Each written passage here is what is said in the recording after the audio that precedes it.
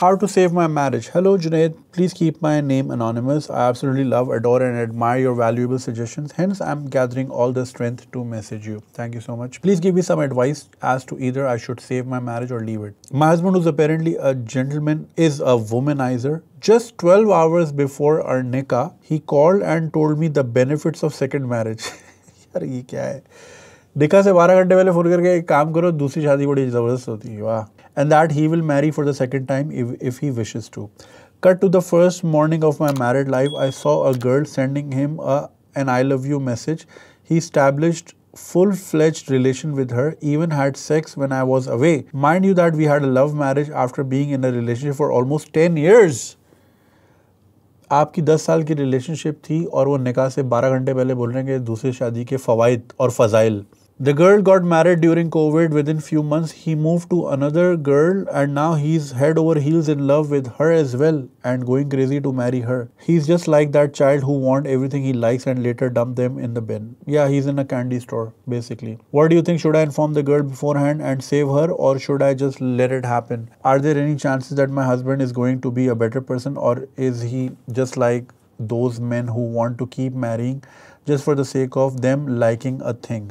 How would you rate such men who just want to have sex with multiple girls all while having a wife and kids at home? To be continued. एक और email है. I'm a graduate and working as a freelancer, earning a good chunk of money to sustain myself and my daughter's future. You still had a kid with that person? My number one priority has always been financial independence, and if my email gets selected, I want to tell every girl's mother and father to educate them and teach them financial independence rather than leaving them in the clutches of their husband. That is absolutely true and I always endorse that. देखें मेरी बहन, अगर आपका 10 साल का प्यार उनको नहीं बचा सका तो कोई कुछ नहीं बचा सकता उनको. He clearly is a type and he was possibly seeing other women while he was with you for the first 10 years. और वो चूंकि अब आप घर आ रही थी, देखिए जब गर्लफ्रेंड बॉयफ्रेंड होता है ना तो वो दूर होते हैं, तो वो आपको बोल दिया गुड नाइट एक ऐप से और उसका लास्ट सीन आ गया रात का 1 बजे ही आ रहा है, भाई ये तो सो गया, बट वो दूसरी ऐप पे कहीं और लगा हुआ है, दूसरे फ़ोन से कहीं और लगा हुआ है. तो वो चीज़ें तो छुप जाती हैं जब ये चीज़ें डिस्टेंस पे होती हैं. लेकिन जब आपको घर ला रहे थे और पता था कि भाई अब ये चीज़ें तो छुप नहीं सकेंगी, ज़ाहिर एक बंदी बराबर में लेटी हुई है बिस्तर पे, तो मैं दूसरी लड़की से कैसे बात करूँगा.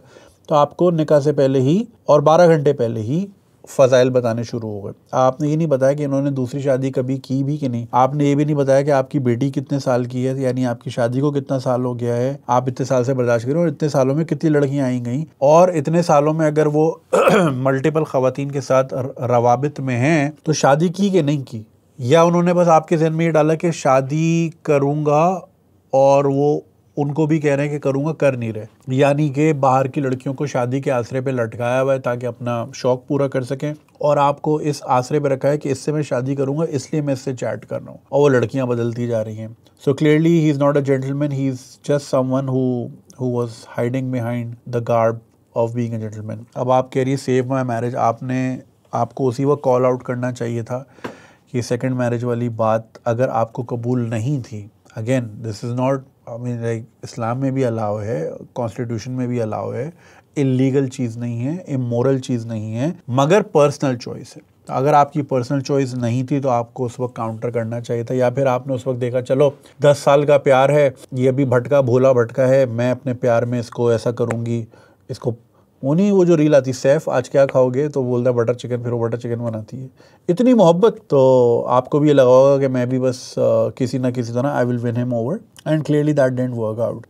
Yet you decided to have a child with this person. अब उस बच्चे की ज़िंदगी, आपकी जो बेटी है उसकी ज़िंदगी का क्या होगा, हम सोचते ही नहीं है यार. मतलब बिल्कुल ही एक मैजिक वर्ड पे चल रहे हैं ना कि हाँ मैजिक करूँगी और फिर ये हो जाएगा और वो बेटा सही हो जाएगा. पेरेंट्स भी ये कह रहे हैं बच्चा नशई है, लड़की आएगी मैजिक करेगी ये सही हो जाएगा, या ये काम नहीं करता लड़की मैजिक करेगी ये कारोबार करना. मतलब like what are we people counting on. Factually चलते ही नहीं है, हम मैजिक वर्ड्स पे चल रहे हैं. इंशाल्लाह माशाल्लाह हो जाएगा, ठीक है इंशाल्लाह हो जाएगा, लेकिन भाई इंसान का भी एक, आपको भी एक जजमेंट दी है ना.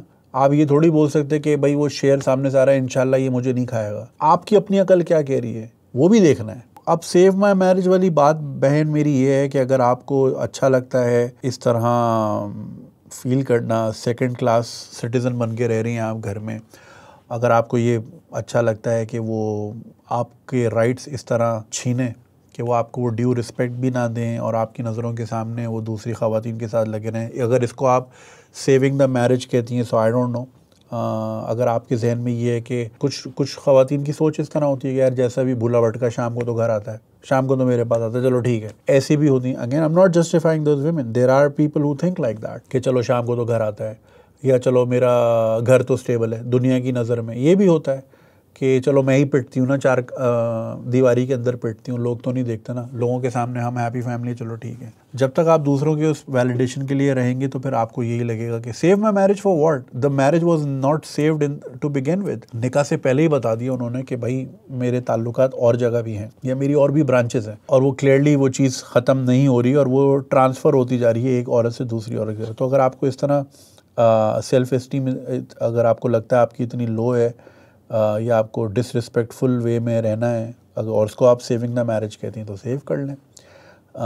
लेकिन अगर आपको लगता है कि ये आपकी वैल्यूज़ के अगेंस्ट है और ये आपके लिए एक शदीद डिसरिस्पेक्ट का सामान है कि आपकी मौजूदगी में आप ही का शौहर बावाज़ बुलंद दूसरी ख़वातीन के साथ ना सिर्फ राबते रख रहा है बल्कि he is also getting led with them, तो अगर आपको ये इज़्ज़त नफ्स पे नहीं लगता, ये आपकी अपनी कॉल है, लोग तो नहीं बर्दाश्त करते ये चीज़, और ये एक्सट्रीम डिसरिस्पेक्ट है।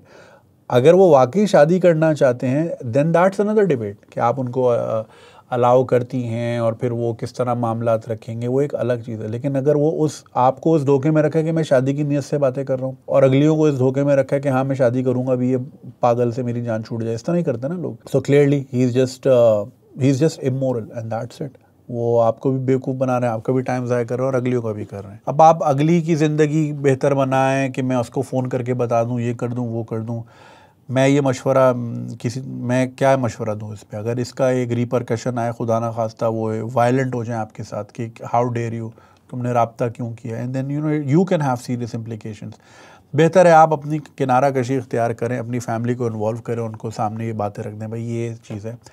अब इसमें रही सही बात जो है ना, वो ये है कि आपकी बेटी का इसमें कोई कसूर नहीं है, लेकिन now she has to face the brunt of poor choices that you both made in your life. चलें, आपने स्टैंड ले सकती थी, 12 घंटे पहले आपको नहीं समझ आया, आपको लगा कि शायद मैं चीज़ें बेहतर कर सकती हूँ, मगर अब ये डिसीजन तो आपका ही था ना, ये चीज़ आपके भी हाथ में थी कि बच्चा करना है ऐसे शख्स के साथ या नहीं करना। तो वो मुझे उस बच्ची के लिए I have all the empathy and I also sympathise with your situation. Of course कहना, यहाँ बैठ के कहना आसान है, आपकी सिचुएशन ज़ाहिर है बहुत डिफरेंट होगी। ज़ाहिर है बाराती खड़े हुए, सब कुछ खड़ा हुआ, 12 घंटे पहले फ़ोन करके कह रहा है दूसरी शादी के फ़वाइद और फ़ज़ाइल।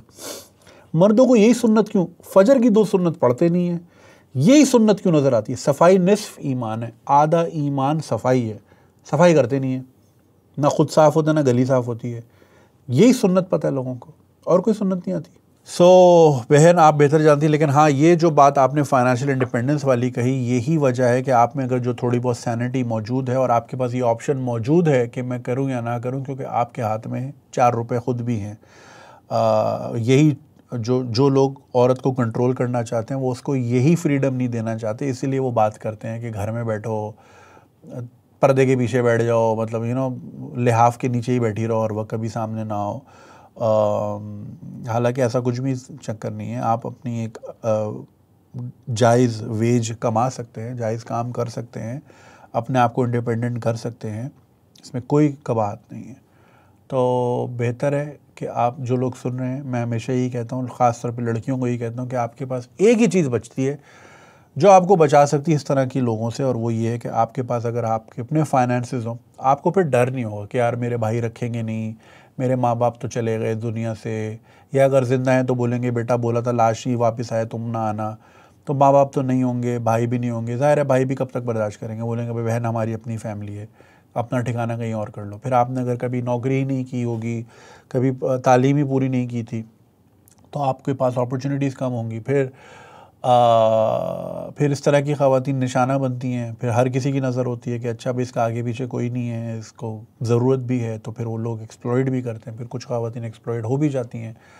तो उन सब से बचने के लिए बेहतर है कि अपने आप को आप पहले से इक्विप रखें, अपने चीज़ें ओके रखें, अपना फ्रीलांसिंग कोई भी बिज़नेस कर रही हैं, कुछ भी कर रही हैं, आपके हाथ में चीज़ों कि आप इस तरह की एक्सप्लॉइटेशन से फिर ना गुजरें। रही बात बहन आपकी, तो आप बेहतर समझती हैं कि आप अगर अपनी सेल्फ एस्टीम को कायम रखना चाहती हैं और आप चाहती हैं कि आपकी बेटी के सामने एक मिसाली पेरेंट बने, ना कि बेटी ये देखे कि ये चीज़ इतनी नॉर्मलाइज है कि मेरे बाप ने मेरी माँ को इतनी रिस्पेक्ट नहीं दी कि उसकी मौजूदगी में वो दूसरी औरतों के साथ ताल्लुकात रखता था, तो कल को आपकी बेटी भी इस चीज़ को नॉर्मल समझेगी और वो भी एक्सप्लॉइट होगी, और फिर ये सिलसिला पूरी एक चेन चलती है। जिस तरह हम डोमेस्टिक वायलेंस में देखते हैं, जिन घरों में ज़्यादा रहता है लोग अपनी माँ को पिटते हुए देखते हैं, वो कहते हैं अच्छा यार शायद औरत इसी तरह बात समझती है, ना अकल होती है, कम अकल होती है, ना समझ होती है, इसकी तो गवाही भी आती है, बेवकूफ़ होती है, तो शायद इसी तरह समझती है। तो फिर वो भी जूती उठाता है, वो भी दो लगाता है, वो भी बेल्ट उठाता है, वो भी रबड़ का पाइप उठाता है, वो भी शुरू हो जाता है, और ये साइकिल चलती रहती है। तो आप अगर अपनी बेटी के सामने एक अच्छी मिसाल रखना चाहती हैं तो फिर आपको अपने खुशियों के लिए और अपनी सेल्फ एस्टीम के लिए और अपनी सेल्फ रिस्पेक्ट के लिए स्टैंड तो लेना पड़ेगा। अब अगर इसमें आपने दुनियादारी देखनी है कि लोग क्या सोचेंगे, ये क्या सोचेंगे, तो लोग तो किसी हाल में खुश रह ही नहीं सकते। आप तो अपना सोचें और अपनी बेटी के बारे में सोचें, क्योंकि आपने फिर उसको रेस करना है और आपने उसके सामने एक मिसाल कायम करनी है कि she should not be settling for less in future. So you're the best judge for your situation. मैं यहाँ से दूर से बैठ के कोई भी लूज मशवरा दे दूँ और आप अमल कर लें और वो बैकफायर हो जाए, कुछ भी हो जाए, ये बड़ा रिस्पॉन्सिबिलिटी वाला काम है। इसलिए शुरू में इतना बड़ा डिस्क्लेमर भी देता हूँ मैं। ये इसको मैं इसी पॉइंट ऑफ व्यू से देता हूँ कि you need to set a good example for your own daughter. रही बात आपके हस्बैंड की, इस तरह के जो लोग होते हैं इनको कोई नहीं सुधार सकता और ये सुधरते भी नहीं हैं। जिनको आदत लग जाती है ना इस तरह की मल्टीपल पार्टनर्स की, वो फिर it's very difficult for them. वो उनको किसी चीज़ से फिर खुश नहीं मिलती। वही वाली बात है, कैंडी स्टोर वाली बात है, एक बच्चा जाके एक्साइड हो जाता है मैं ये भी ले लूँ, ये भी ले लूँ, ये भी ले लूँ, फिर थोड़ी देर बाद बोर हो जाता है, जैसे बच्चे होते हैं। And it also stems from the lack of love they got from their mothers. Basically बचपन में घर में अगर प्यार ना मिला हो तो फिर वो इस तरह ढूंढते हैं, कभी इस औरत में कभी इस औरत में। वो मॉमी इश्यूज़ होते हैं लड़कों को, वो ढूंढते हैं अगर कोई प्यार से बात कर ले, कोई ख्याल रख ले, किसी छोटी मोटी चीज़ का ख्याल रख ले, तो वो कुछ होते हैं वो बिल्कुल ही हो जाते हैं यार ये तो इतना प्यार, हालांकि कहने को बड़ी बेसिक चीज़ होगी, but because they are coming from the lack of it, तो उनको वही चीज़ बहुत ज़्यादा लगती है। उनके अपने डीप रूटेड इशूज़ होंगे that he needs to address. He needs to stop finding the love of his life in every other woman that's walking around. Accept the reality that you are his wife and he needs to give you due respect. I think you need to talk to him. बात कर ले और उनको बता दें कि भाई अब क्या एग्जाम्पल सेट कर रहे हो बेटी के लिए, बड़े हो जाओ, हो गया जो ज़िंदगी में करना था कर लिया, कब्र में अजाब तुम ही से है ना, लेकिन अब यहाँ से आगे क्या करना है। You need to sit down and talk to him और बताएं कि this is not acceptable. शादी करनी है तो वो एक अलग डिबेट है, वो फिर एक अलग कॉन्वर्जेसन है, वो आप फिर उनके साथ कर सकती हैं कि आपकी उसमें क्या लिमिटेशंस हैं, आपकी क्या उसमें कंडीशंस हैं, वो एक अलग बात है। लेकिन अगर इसी तरह मुंह मारते फिरना है, this needs to stop. Of course nobody likes it. वो उनको एक सेकंड के लिए भी नहीं भाएगा कि अगर आप उनको बोले कि मेरा भी साइड में एक बॉयफ्रेंड है, एक सेकंड के लिए वो बर्दाश्त नहीं कर सकेगा। ये मर्दों की वो हिपोक्रेसी होती है, लेकिन ख़ुद जो है वो हर जगह माशाल्लाह अपने दामन फैलाए घूमते रहेंगे। खैर अल्लाह आपकी सिचुएशन बेहतर करे। बेहतर होगा कि आप बात करें, बातों से नहीं सुधरता, फैमिली को इन्वॉल्व करें और इवेंचुअली अपनी बेटी के लिए एक अच्छी एग्जाम्पल सेट करें। अपना ख्याल रखें। अगर आपको ये वीडियो पसंद आई और आप इसका पूरा वर्जन देखना चाहते हैं तो लिंक कमेंट सेक्शन में दिया गया है। हमारे यूट्यूब चैनल पे पूरा वर्जन मौजूद है और चैनल को सब्सक्राइब करना नहीं भूलिएगा। शुक्रिया।